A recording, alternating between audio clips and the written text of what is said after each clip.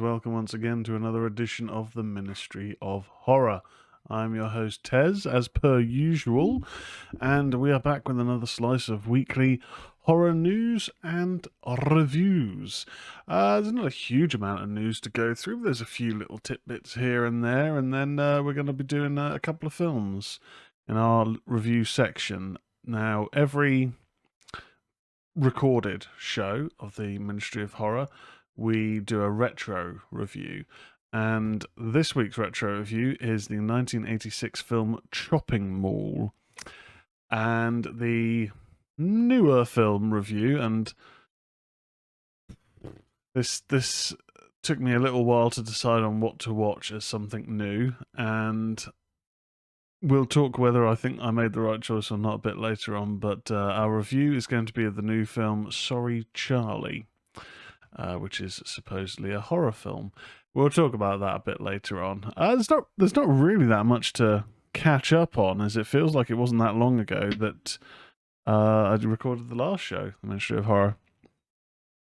At time of recording, it's Wednesday evening, because I'm off to the Download Festival this weekend. Festival in the UK that highlights rock and metal music. I've been a few times in the past. It's been quite a few years since I last went. The last one I went to had, oh god, who are the headliners? Aerosmith, Avenged Sevenfold, and I can't remember who was headlining the first night. But Aerosmith were kind of like the big one. And oh my god, that's going to annoy me. I can't remember who the other... Yeah, doesn't matter. That was the last time I went, and then prior to that, I did a couple of years. Well, I did 3 years on the road, but the third year we won't talk about.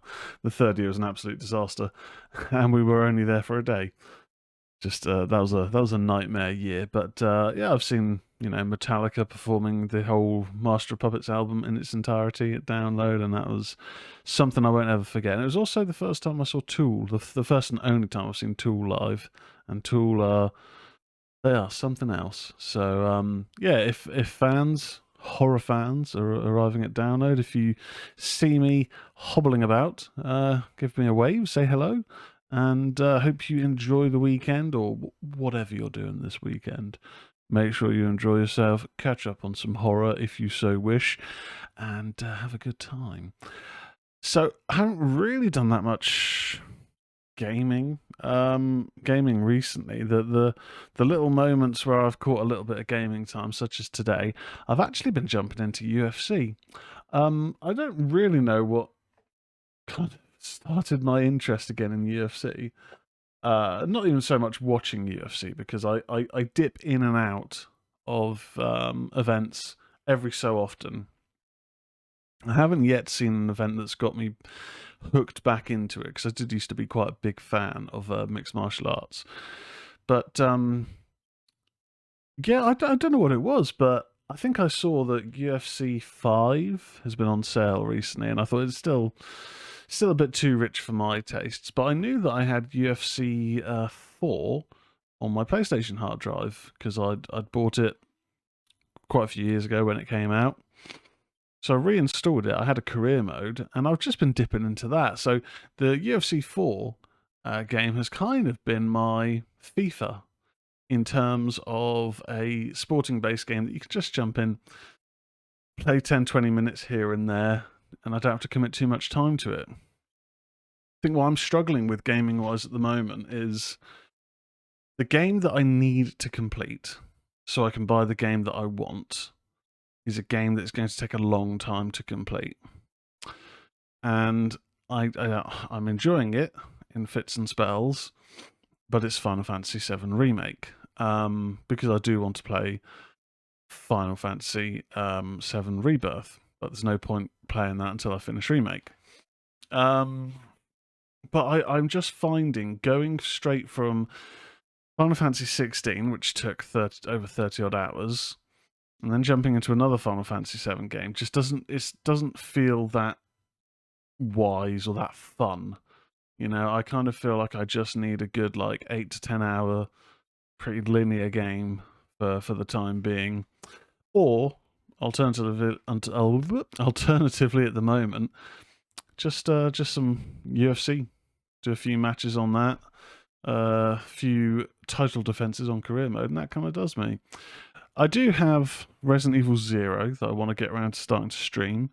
It's just been busy couple of weeks. Like I say, download this weekend, had some busyness last week, so yeah, it's finding the time to do the game streaming, and yeah, we'll get around to it at some point, I am sure. And don't worry, I haven't forgotten about the retro, or well, just the video gaming bonus show that will occur at some point, but I just need to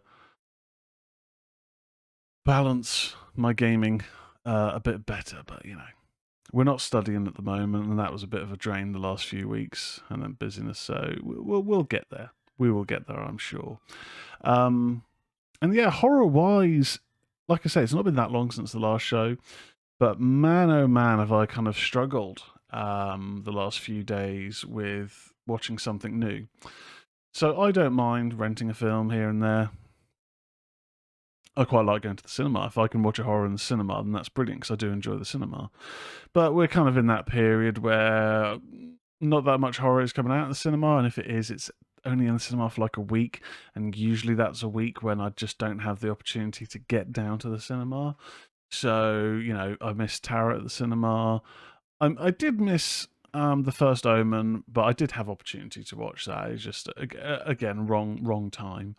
I don't know what other horrors are out at the cinema at the moment, but missed those. And they're in that kind of period where first Omen went on to Disney Plus. Great, watch that. But quite a few of them haven't hit home premiere, and if they are home premiere, then it's like £20, which just seems like quite a lot to watch a film once at home. You know, it's not like the experience of sitting in the cinema, huge screen, surround sound, all that stuff. So we are in that kind of difficult period, and the one thing that does do my head in when it comes to looking for something new to review, like, you know, I do try and have something new, at least one thing new to review, you know, for the weekly show,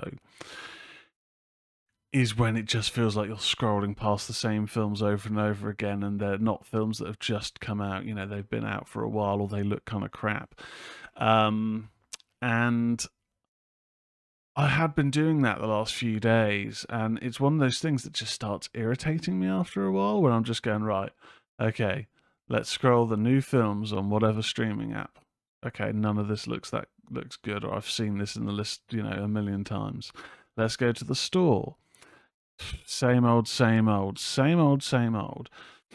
And I ended up watching a trailer for one film that I thought, okay, this looks kind of decent. I'll give this a go. And it's got a half decent IMDb score. And quite often you find on Amazon Prime, the Prime Store or whatever, that they do more often than not have the IMDb score, which is very, you know, helpful. I mean, at the end of the day, make your own decision up about films. You shouldn't just base whether you're going to watch it or not, or whether you think you're going to enjoy it or not, on, you know, a aggregated score, but it normally is a decent indicator of the kind of standard of film you may be about to encounter. So we won't talk too much more about that until we get to the review of it, but that ended up dictating me giving Sorry Charlie a go. It's not a film I'd heard anything about prior, but it had a half-decent score on IMDb in comparison to a lot of the other films. You know, the scores that a lot of other films have, that like 3s and low 4s out of 10. Doesn't fill you with a lot of confidence. But without further ado, let's jump into some horror news. Hopefully the buttons are still working.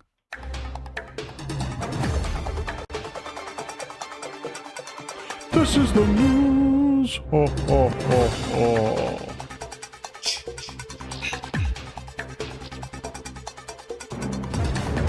Right, I won't drag it out as long as I usually do. It's already quite late in the evening here, time of recording, and I'm a tired man.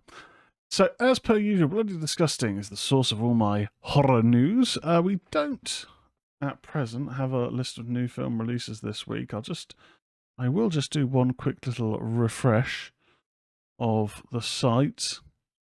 No. Okay, well, we'll jump into our general horror news. This write-up comes from John Squires. Box office hit Tarot haunts Blu-ray in July with outtakes and more. Sony Screen Gems has a hit on their hands with Tarot, a not good movie that nevertheless managed to scare up 45 million at the box office on an 8 million production budget. The horror movie is now available at home for digital rental for $9.99, digital purchase for $14.99, and we've learned that the Blu-ray will release on July 9th via Sony. Special features include a twist of fate, making the film, circle of friends, and outtakes. As we've previously explained, artist Trevor Henson designed the 8 unique monsters featured in Tarot, with the Tarot card-based entities including the High Priestess, the Hermit, the Hangman, the Fool, the Magician, Death, and the Devil. Larsa Thompson, Harriet Slater, Adrian Bradley, Avantika, and Jacob Batalon star in the new horror movie Tarot, which was directed by Spencer Cohen and Anna Hellberg. Yeah, so this is one of the films that I kind of wanted to see at the cinema. Like, not so much in that I'm hyped to watch it. Like, I was expecting to go into it with the expectation of, okay, this could be alright, but I'm not expecting this to be a high-end horror. Like, the trailers, the highlight is the creature designs, the monsters from the tarot cards. They do look pretty cool. But the actual action does look quite jump scare heavy. You know, we've mentioned before, I don't mind a good jump scare if it's done well, but sometimes jump scares done for the sake of it, as in the original Ouija or Unfriended, doesn't really work for me. So yeah, I would probably do an at-home rental. It's on pre-order at the moment. I haven't pre-ordered it, but it's showing on rental sites here in the UK as pre-order. I'm not that much in a rush to watch it, but when it's at a reasonable price, I will hit the rental. I'll give it a watch and review it on the show. Next up in the news, Winnie the Pooh Blood and Honey 2 available at home this month. From John Squires.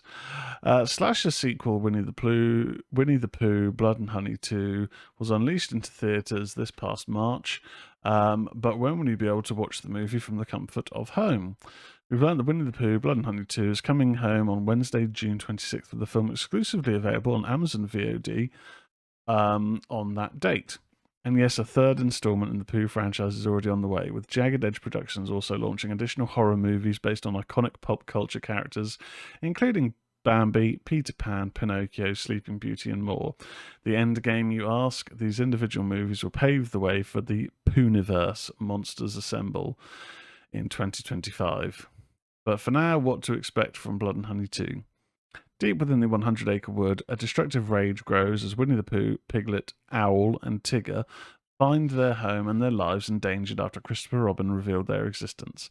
Not wanting to live in the shadows any longer, the group decides to take the fight to the town of Ashdown, home of Christopher Robin, leaving a bloody trail of death and mayhem in their wake. Winnie and his savage friends will show everyone that they're deadlier, stronger, and smarter than anyone could have ever imagined, and get their revenge on Christopher Robin once and for all. The cast for Winnie the Pooh Blood and Honey 2 includes Tallulah Evans, Alina Desmond, Scott Chambers as Christopher Robin, Ryan Olivia as Winnie the Pooh, and Peter D'Souza Feoni as the young Pooh. We've talked a fair amount about the Winnie the Pooh, the Pooniverse. I'd be happy to be proven wrong when I do get around to seeing Winnie the Pooh, Blood and Honey, and Winnie the Pooh, Blood and Honey 2. But I just remember the trailer for the first film coming out, and I just thought, oh god, a lazy cash grab on a character. It has zero interest for me. I've got no interest in watching these films.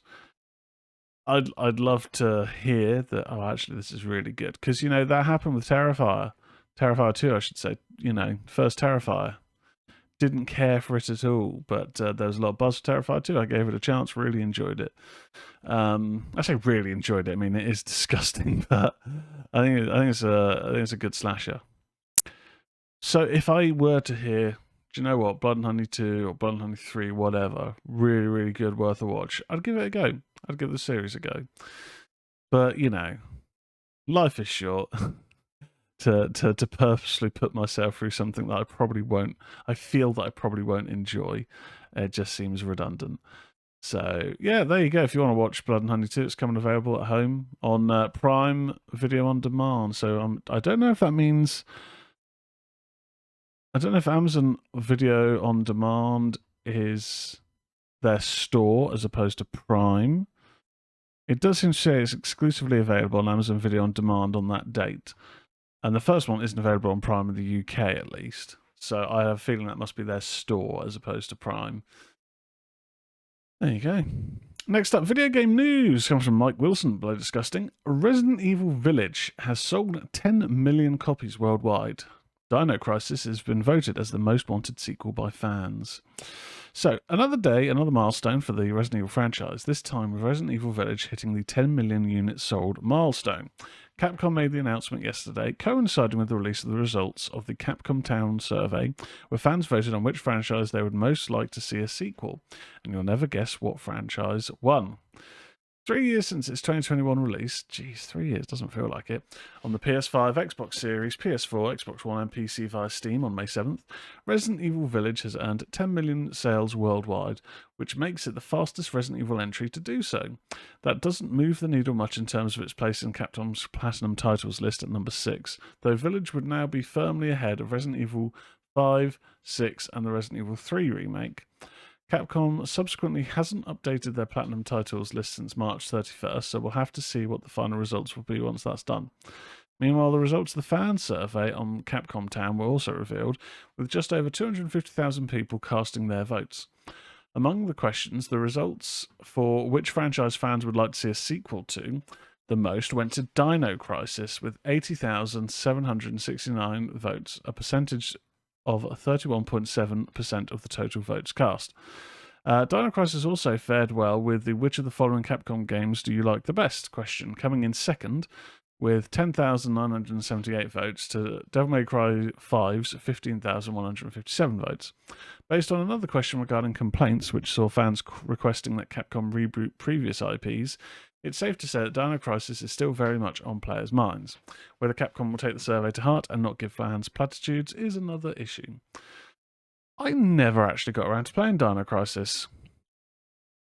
I don't know why, because when I was growing up, I was a big dinosaur head. I loved Steven Spielberg's Jurassic Park, and to a lesser extent, Lost World. I enjoyed Lost World enough, although I thought the ending was a bit meh. So I had an interest in dinosaurs, and I used to collect those sort of. You'd get those magazines that would be advertised on the TV, where it's like they had ones where the first issue was like £2, and it came with like I don't know, these like fossils and things like that, and then subsequent issues to continue the collection were always a lot more expensive. So my parents would be like, how much do you want to spend on a magazine? No chance. So I'd get the first one and maybe one later down the line, but I'd never be able to complete the collection. So point being, I used to be quite big into dinosaurs. I never just got around to playing Dino Crisis. I don't know. I think it might have been because of seeing the engine and my head making the assumption of, well, that just looks like Resident Evil but with dinosaurs.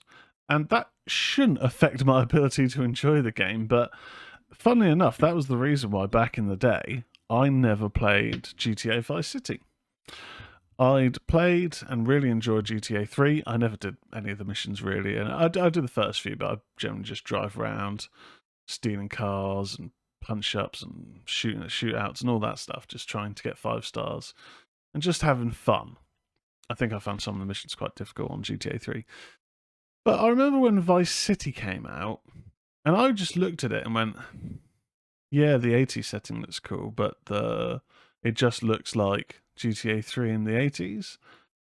And I don't know why this caused me the issue of not wanting to then play the game, because I did end up playing San Andreas when that came out, and you could argue the same thing there. I mean, the graphics are slightly better, but it's still the same console. It's still essentially the same engine, just updated. But yeah, I took that approach, and the weird thing is, I pretty much buy FIFA every single year, or there was a period where I bought Pro Evo Soccer, or Pro Evo every year. And you could argue there's long periods where it's just the same game with updated squads. That's about it. I still did it. So I don't know why I had that logic of not dipping into it, but I've always heard that Dino Crisis is quite a beloved series, or at least the first one or two were. There might have been 3 overall, but I don't know. Devil May Cry. Devil May Cry. I really enjoyed the first game. Didn't get that far into it because it's too difficult. I never jumped into the sequels. And a few years ago, I did pick up the HD collection, which was Devil May Cry 1, 2, and 3. And I had a bit of fun playing the first Devil May Cry game. Jumped into the second one, I was like, oh, okay, this is quite different. Never even touched the third one. So as a series, I'd always really loved the first game because of the style, aesthetic, the boss fights with the massive tarantula, fighting demons and all that stuff. Just didn't really follow the series. That being said, I did pick up Devil May Cry 5 a few years ago, and that is pretty damn good. It's the Devil May Cry kind of approach of, I suppose you could liken it to the more modern Final Fantasies, where combat is a heavy focus, and I guess with Devil May Cry it always was, but more so now, where it's just like, right, get to the scenario, next area, fight. Get to the next area, fight. And with Final Fantasy, that was quite a change, because you'd have longer periods of exploration, going around huge world maps, and it's kind of a lot more linear these days. But the combat's really good. With Devil May Cry, I don't know why I made that comparison, because they've always been about combat, but it sort of feels similar to the style of combat where you can just zip across and just chain different levels of attacks together. I knew there was a reason why I brought that comparison in, but yeah, I'd like to see another Devil May Cry. That'd be great. But Dino Crisis, I would like to dip into that series, and for me, I would find it easier to take a first run at that series with a modern version. I have been getting into my retro gaming. I haven't had much chance to do that much of it, but in terms of my interest, has certainly been increasing. But to the extent of jumping into Dino Crisis, a PS1 game, I think they're all PS1, weren't they? Not too sure. I'm pretty sure the first Dino Crisis was PS1. Yeah. Bring out a new Dino Crisis. I'll certainly give it a go. A shower. So next up in the news. Welcome to Derry, starring Bill Skarsgård, will premiere in 2025. Comes from John Squires, Bloody Disgusting. A prequel to the 2 Stephen King-based It movies from Andy Muschietti, Max's upcoming series Welcome to Derry will feature the return of Bill Skarsgård as Pennywise the Clown, but when can you expect to start streaming? Max is eyeing a 2025 premiere. HBO's Casey Bloys tells Variety this week, one of the advantages that I think we have as a company, putting aside HBO for a second, is all of the Warner Brothers IP. So after House of the Dragon, the next big tentpole series that we have coming up will be The Penguin with Colin Farrell. That is coming out of Matt Reeves as the Batman, and it's fantastic. Just like Peacemaker came out of James Gunn's Suicide Squad, it's a really good example of what you can do. That'll be in September. And then after that, I don't know if we landed on a date yet, but later in the fall, we'll have the Dune prequel series that is about the origins of the Bene Gesserit. And then going into 25, we will have Stephen King's It, Bloys continues. Warner Brothers has done 2 films. We've got a prequel series that planned as well. And then obviously the Harry Potter series further down the line. We're still in the process of working with writers on their takes. Andy Muschietti and Barbara Muschietti and Jason Futches are on board on the Pennywise prequel project for Warner Brothers Television, with Muschietti set to direct several episodes. Taylor Page, Yvonne Adepo, Chris Chalk, James Remar, Madeline Stowe, and Stephen Ryder will star. The series will begin in the 1960s and the time leading up to the events of It Part 1, the 2017 film based on the Stephen King horror novel. The story is also said to include the origin of Pennywise the Clown. So there's a few interesting things there. We knew that Bill Skarsgård has been in talks, and now is confirmed to be returning as Pennywise. So I'm interested to see where they go with that. I'm interested to see the origin, or their version of the origin of Pennywise. There was a bit of an infamous deleted scene, supposedly, or lost scene, who knows, for the first It, Chapter 1, which was to show Pennywise, I'm sure it's for Chapter 1, Pennywise bartering with a woman in like Middle Ages for her child to eat. And we never got it on the releases. And I remember there being talk of a director's cut of It, and that never got released. And then there was talk of Andy Muschietti wanted to do a supercut of both films together, and that never got released. And I'd have loved to have seen all of those. Like, you know, It Chapter 2, I think, is a disappointment compared to the first chapter. I really enjoyed the first chapter. Chapter 2 just has a few missteps, and the finale was crap. But I'd still like to see a supercut. I'm always down to see a director's cut, you know, additional scenes. And the releases did have a couple of deleted scenes for both chapters, but not this particular one, which I remember, you know, reading about at the time. So, will we see that in the series? Oh, who knows? Hope. I'm interested either way. And then yeah, they talked about a few other projects like Harry Potter TV series. I never knew if that was legit or if that was just fans getting outraged for the sake of it. And Penguin, I did enjoy the Matt Reeves Batman. I've only given it the one watch in the cinema, and it was good. It was good. A Penguin series, I have struggled to get into TV Batman. I've always been kind of interested, but like Gotham, I watched the first season and it was fine, but it was just one of those shows that just didn't make me want to watch another episode straight afterwards. Like I had to go, oh, okay, I'll watch the next Gotham, I suppose. You know, Walking Dead were all caught up on at that time. Whatever. And yeah, I never kind of got back on that bandwagon. So Penguin, I'm interested to see how it goes. You know, Colin Farrell in the TV series, he's a good actor. Was he that memorable in the film? Don't know. My hype levels are meh. I'll watch it, but anyway, we'll move on. A couple more bits left of news to discuss. Netflix exorcism movie, The Deliverance, from Lee Daniels, rated R for violence. There's John Squires. Lee Daniels heads into the world of horror with the upcoming Netflix original movie, The Deliverance, which has just received its official rating from the MPA. Netflix's Deliverance, or The Deliverance, is rated R for violent content, language throughout, and some sexual references. Omar Epps, Demi Singleton, Miss Lawrence, and Anthony B. Jenkins will star in The Deliverance, which is also being described as an exorcism thriller. Andra Day, Glenn Close, Monique, J. Ellis, Caleb McLaughlin, and Tasha Smith also star. In the film, when Ebony Jackson, a struggling single mom, moves her mother and children into a new home, strange occurrences begin to happen, and Child Protective Services suspect Ebony of child abuse. But when these occurrences reveal to be demonic, Ebony not only has to battle the system for her children, but she soon finds herself in a spiritual battle against a demon for her faith, her life, and for the souls of her children. Inspired by a true story. Netflix's The Deliverance is based on a true story, and in addition to directing, Lee Daniels also wrote the script with David Coggeshall, Elijah Bynum, and Thomas Westphal. Netflix paid a reported $65 million for the rights to The Deliverance in a hot bidding war. Okay. I wonder if this is based on the true story, or inspired by the true story of the Demon House, because I know that had some initial thoughts of child abuse related to it. Not too sure.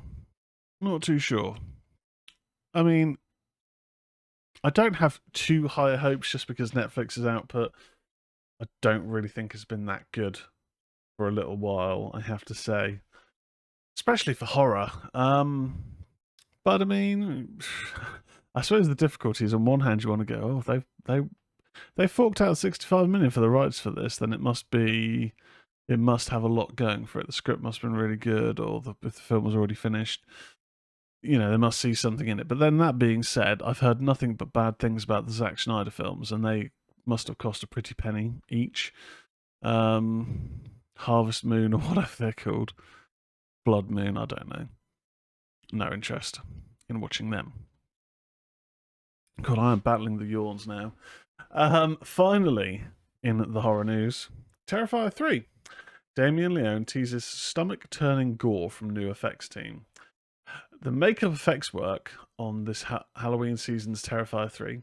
John Squire's write-up, don't know if I mentioned that. Director Damien Leone has announced in a social media post this week that's full of praise for the contributions from Christian Tinsley and his team at Tinsley Studios. The award-winning makeup effects studio is handling all the insane gore in the upcoming slasher sequel, and Leone promises that the bar for Terrifier violence is going to be raised even higher come October 11th, 2024. How is that even possible, you ask? Leone writes on Instagram, "That's a wrap on our incredible makeup effects team. It was a scary relinquishing the makeup effects on Terrifier 3 to another team, since me and PJ Falcone did mainly all of the FX work on part 1 and 2. But this time around, the scope of the film was just too big and the requirements were too great, so it was time to bring in an amazing team so I could focus on directing. Needless to say, the great Christian Tinsley and his crew brought my film into another stratosphere with their incredible artistry," Leon continues. "They take on every insanely horrific idea I throw at them with gusto. No was never an option, even when it was something I came up with on the spot last minute. Those are the kinds of artists a director dreams of working with, so thank you sincerely for a wonderful collaboration, and I can't wait to see your work thrill audiences. To all the Terrifier fans out there, you seriously can't imagine what's in store for you come October. Your stomachs will turn and your minds will be blown. Also, a very special shout out and thank you to 2 key members who are there with us knee deep in the bloody trenches every day on set, applying makeup and spraying blood. Heather FX and Ryan Keith Ward. These are their ats. You guys are an absolute joy to work with and total rock stars. Stay tuned for more on Terrifier 3 very soon." Okie dokie. So,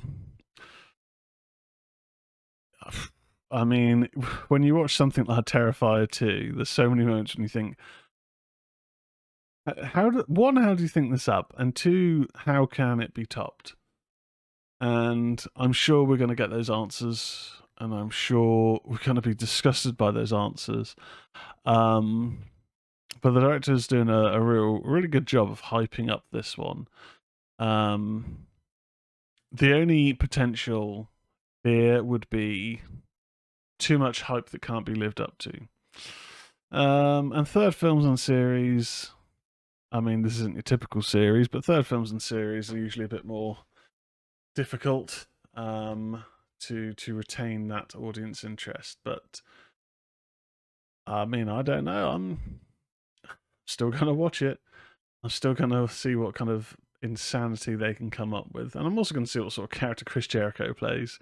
He had quite a small role in the first film, but he's being featured as a returning actor in this one. So we'll have to see what we get with the Ayatollah of Rock and Roller. Right. I am rapidly fighting the need to sleep, but that is it for the horror news, Ghouls and Fiends.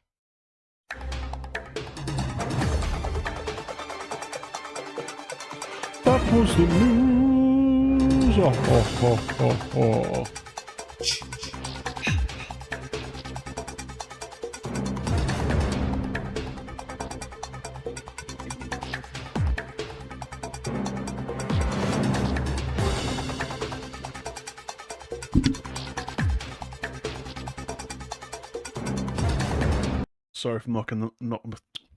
Sorry for knocking the mic there. I've got no spatial awareness. So, I need some hydration to wake myself up. We are jumping into our retro review for the week, and that is Chopping Mall. First time watch for me of this. 1986 American independent techno horror film, co-written and directed by Jim Wynorski, produced by Julia Corman, starring Kelly Maroney, Tony O'Dell, John Teleski, Russell Todd, Paul Bartel, Mary Warrenov, and Barbara Crampton. It focuses on 3 high-tech security robots turning maniacal and killing teenage employees inside a shopping mall after dark. The film's test screened under the title Killbots by its distributor, Concord Pictures. After it performed poorly with test audiences, the film was retitled Chopping Mall, and approximately 19 minutes were excised. In the years since its release, Chopping Mall has gone on to develop a cult following and been subjected to film criticism for its perceived themes on human consumption and excess during the Reagan era in the United States.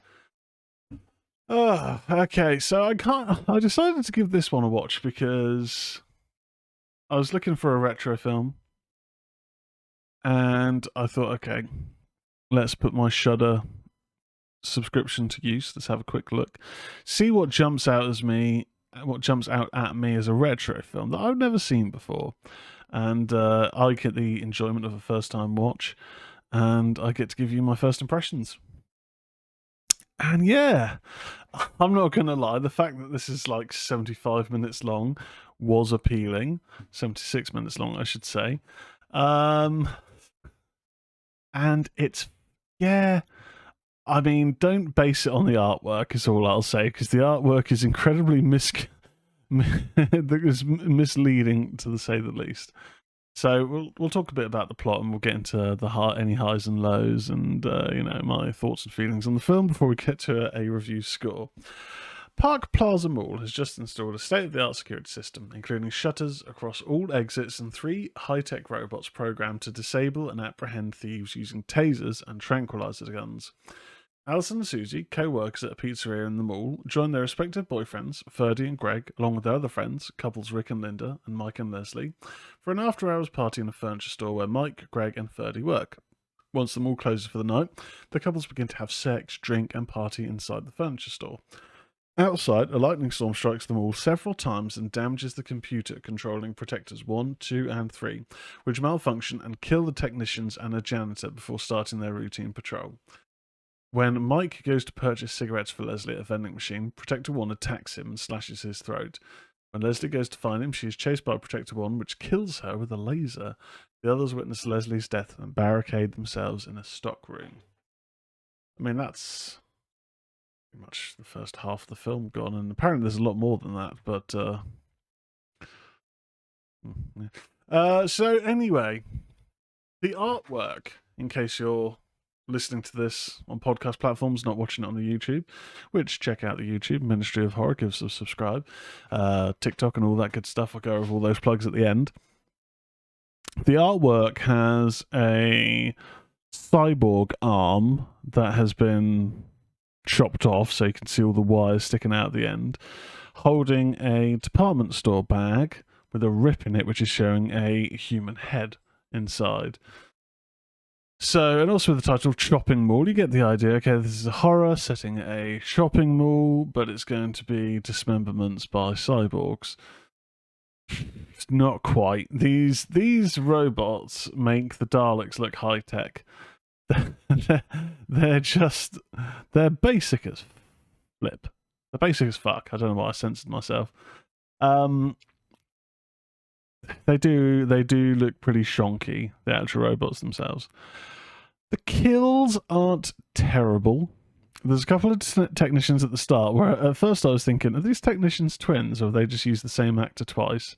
Because I could have sworn that the same actor gets killed in the same way twice.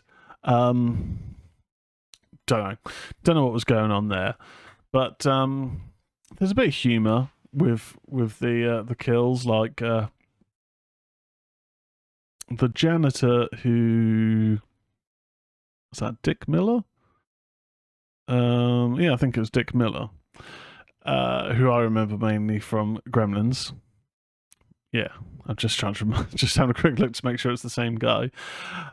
He was pretty good in this and his little brief role. I suppose the main kill that stands out is what's her name? Leslie, whose head explodes. It gets shot with a laser, and the lasers look terrible.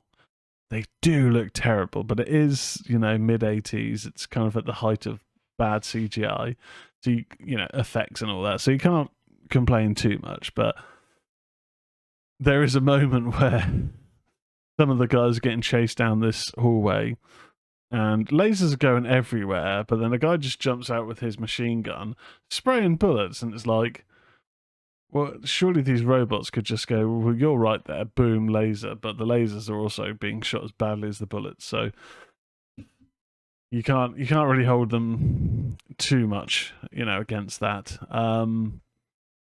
There's also another woman gets set on fire by one of the robots. Um, the deaths are quite funny, to be fair. And there's one moment with the character Greg who kind of loses it, and the actor does a moment where and it feels bad to kind of crap on it, but he's trying to showcase his range, but it doesn't come across that well at all. And so 2 minutes later, when he just gets thrown off this ledge by one of the robots, it's just like, oh, okay. all that big rah rah stuff, and you're already been killed quite easily. So, what was the point in that? A big highlight for this film, though, is the music. Chuck Sereno did the score, and the music is really good. It's your typical 80s synth, heavy synth, but I really really enjoyed the music on this one. I'd even go so far as to check out if there's any on Spotify. I don't know. I don't know if a Chopping Mall soundtrack was ever released, but I really enjoyed the score for this one. Which does lead us to what my score is for Chopping Mall. It's a short slasher, but it does fall into that irritating category of the artwork oversells what the film is. And there really was something for the artwork of films in the 70s and 80s, and I'd probably say early 90s, where you would think, God, this looks awesome, and then watch it and go, oh, it's nothing like the artwork. Yeah,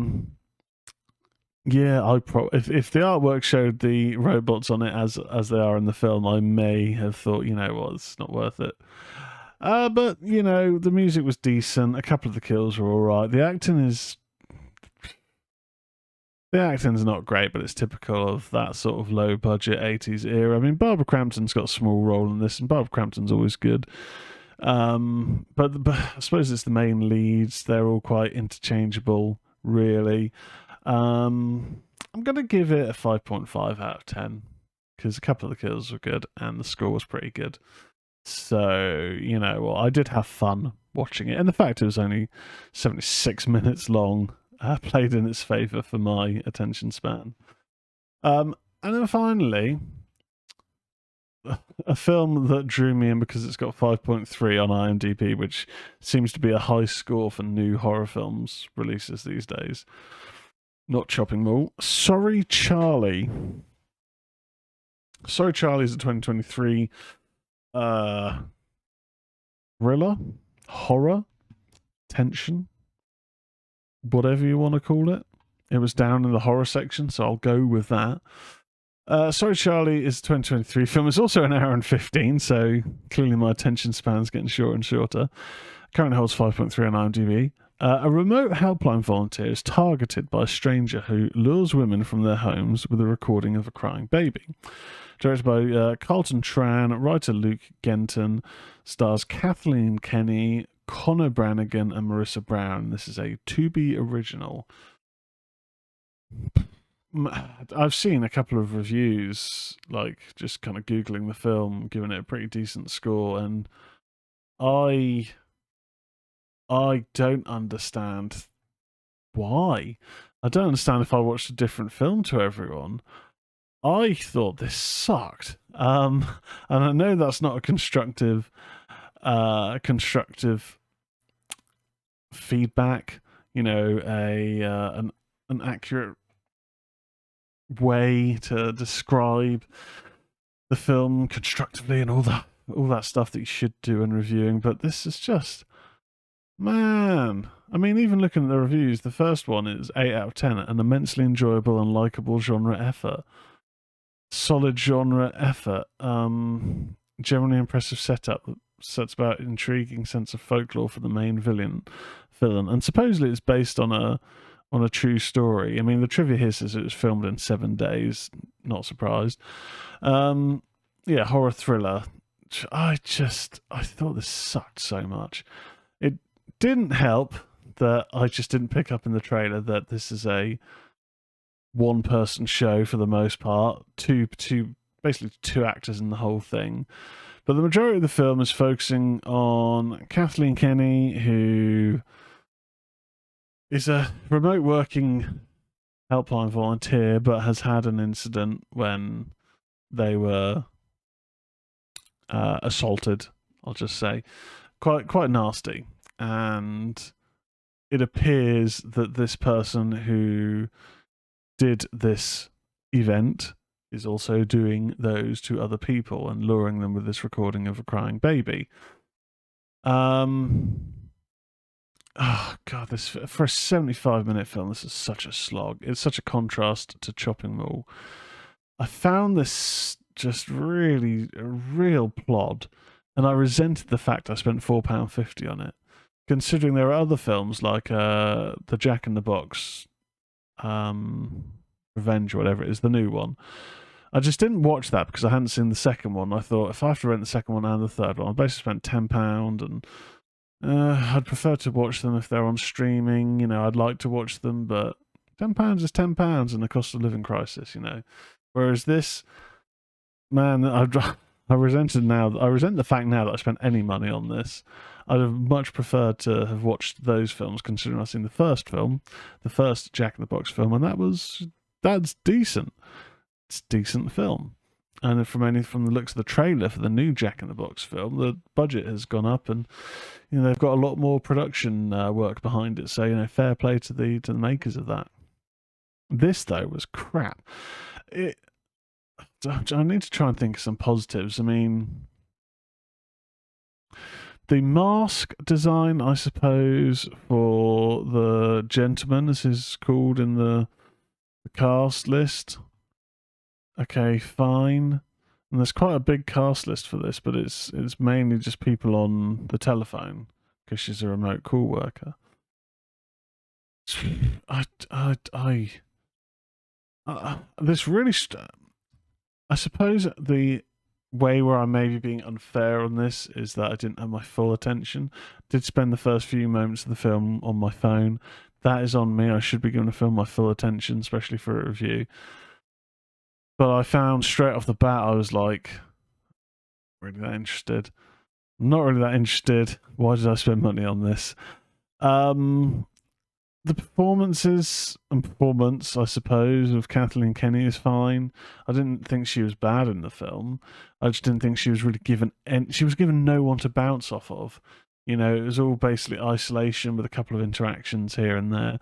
And then working on the phone, and then these interactions with the gentleman on the phone who makes an appearance towards the end of the film. And there's this whole nefarious plan, and then it's all just this.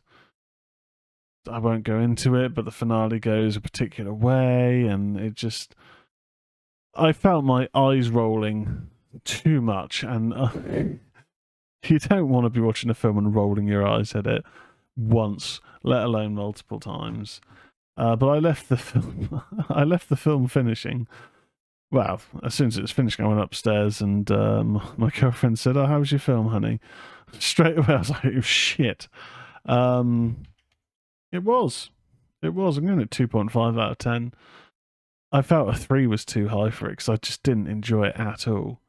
And I think what I find more annoying or confusing is that the score just on IMDb seems to be a lot more favourable, which makes me think, was I just not paying enough attention? It feels like I was paying more than enough attention.